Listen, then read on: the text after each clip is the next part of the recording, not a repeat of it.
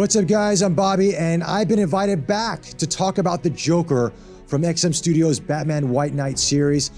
To be honest with you, I was supposed to do the Joker and Batman Batcycle, which is behind me, in one video, but because I spent so much time on that, we're back for a second video.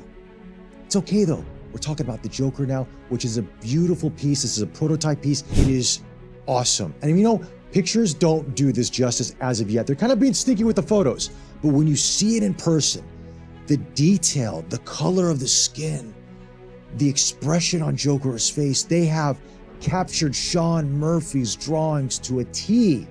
It is beautiful. This is going to be an iconic Joker piece. And I love the size. It's like 1/4 size, right? But it's not as massive and as protruding as the Batman Batcycle that's behind me, which we did a previous video on. This is a nice complementary piece. So if you want to have them both in your room, in your home, or in your office, you can show them on like a table like this and it'll look beautiful. And they'll complement each other. If you want to see the Batman Batcycle in the front, you want the Joker in the back, or you want to switch them either or. They'll work beautifully with each other. And of course, there's a little bit of a teaser that XM's already teasing Harley Quinn maybe coming out from the White Knight series. I haven't seen it yet. I'm excited to see that one as well. But anyway, if you need a bigger house, it's okay, all right? That's part of collecting. You always need a bigger home or a bigger room. And these pieces deserve it. They are beautiful. Anyway, we'll talk about the design, the concept, but most importantly, I want to talk about the collaboration between Sean Murphy and XM Studios. As we talked about the Batman Batcycle sculpture from the previous video, the collaboration between Sean Murphy and XM Studios it's through the complete design process, from the colors to the texture, how Joker's sitting on this rooftop, to the weathering of the gargoyle, to the luminescence of the skin, to the pink tones that come through, to the hair, to the eyes. All this was worked with Sean Murphy to capture his 2D drawings from the White Knight series and bring it to a 3-dimensional lifelike experience that you're getting into this statue. So with that, guys, let's talk about this prototype Joker statue from XM Studios' Batman White Knight series. All right, so let's talk a little bit about this Joker statue right here. Now, it's a very limited run, only 299 pieces for this. Extremely limited. Now, this is a replica of the cover of The Curse of the White Knight #8, where we have the Joker on top of the rooftop, and he's actually kind of looking over his shoulder, and he has a revolver. Now, we don't have the revolver with us here, but that's the look that they're going for with this. And so they worked with Sean Murphy on the design, but they made this from a 2D drawing to a 3-dimensional sculpture, which is beautiful. So let's first talk about the face of the Joker, because the face to me it's one thing to see it in a photo, but when you see it up close, how they captured the angular drawing of what Sean Murphy, how he created the Joker. It's beautiful. They've added this 3-dimensionality to it with a furrow on the brow, where you got the pink kind of tones as we get our faces flushed when we're angry, we're excited. They've captured that into his face. Then you got the 2 colors, because in this comic series, Joker has 2 different color eyes. They captured that as well. Now we have this one head sculpture where he's looking straight, and there's one where he looks over his shoulder.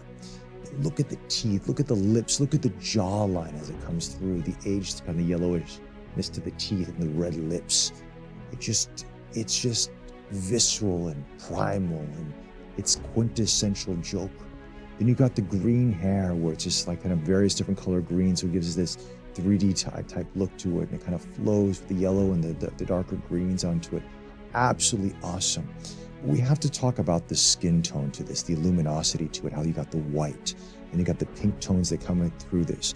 You see that in the face, but it comes through the entire body. And it's interesting because in the comics, Sean Murphy he was painted white.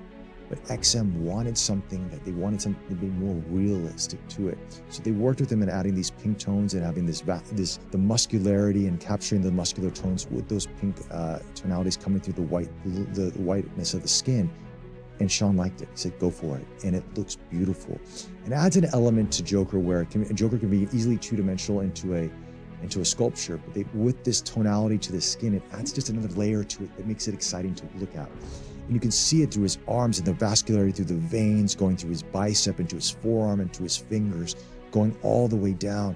Joker's not a muscular man in terms of a beefy muscular guy like Batman is. He's very lean, he's very agile. He's like a cat, like a prey.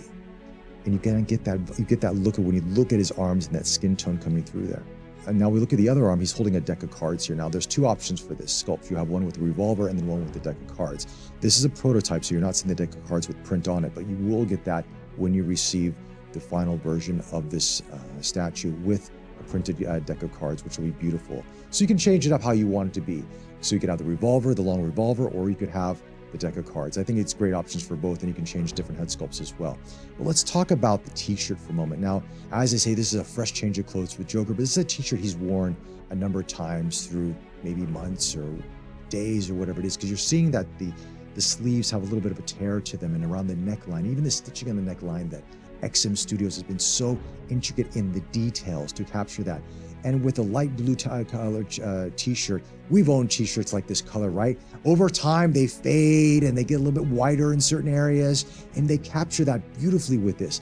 Then you got the suspenders, and you're seeing the elasticity coming through that. And those have been aged as well over time, the black and the little purple in there. You can see that some, you'll see some threading will be a little loose depending on how often you wear your suspenders. They've captured that detail coming into it.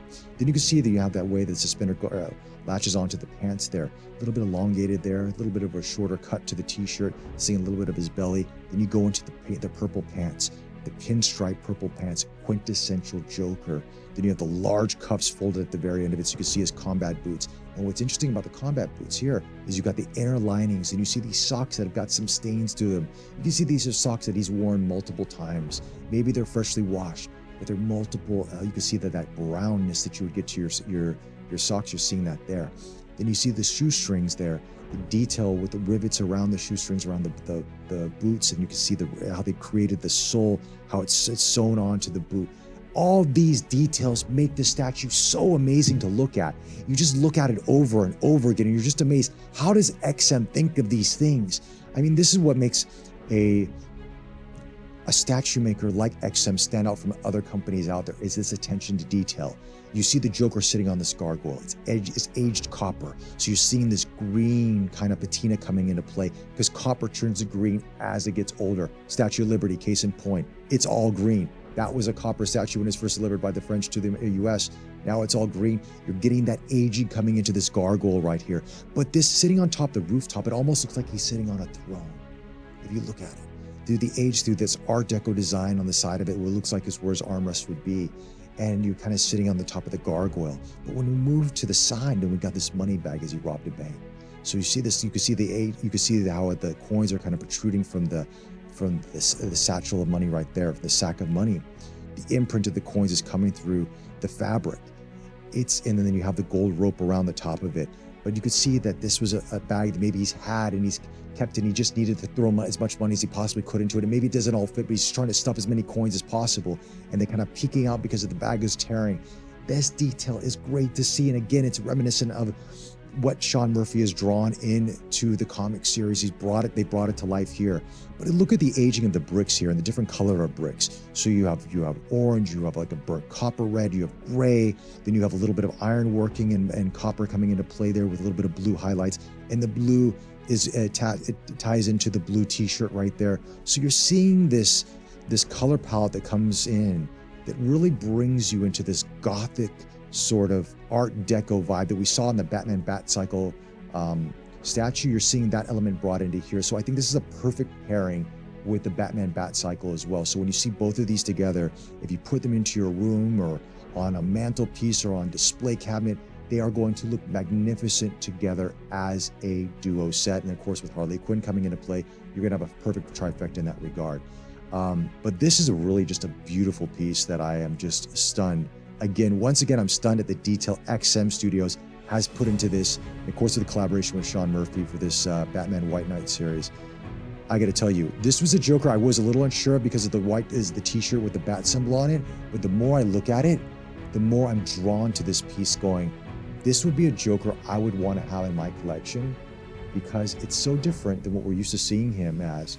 But at the same time, the sculpt of his face and the amount of detail here, this will be a talking point for a lot of people when they come to your home or to your office or to your collector's room and they see this. They'll be like, that is a very interesting take on the Joker. All right, guys, so that's my initial thoughts on this Joker statue right here. Again, I've grown to really like this a lot. the more that I keep looking at it, the more I really enjoy looking at this. And as I mentioned multiple times throughout this video, it's going to be a great complementary piece to the Batman Bat Cycle if you're able to pick one of those up. But this is very limited, only 299 pieces. They are available for pre-order right now. So if you are a Joker fan, if you are a Batman fan, get that order in. There's only 299 pieces we're going to make for this. So with that, guys, those are my thoughts on this. And once again, big thanks to XM Studios for inviting me to actually chat about both of these statues. I mean, this has really been a lot of fun. If you want any more information on this Joker piece, do check them out on xmstudios.com for more information on that, or their Instagram page or Facebook as well. With that, guys, that's it for me. Take care, stay safe, and I guess we'll chat to you soon. Bye.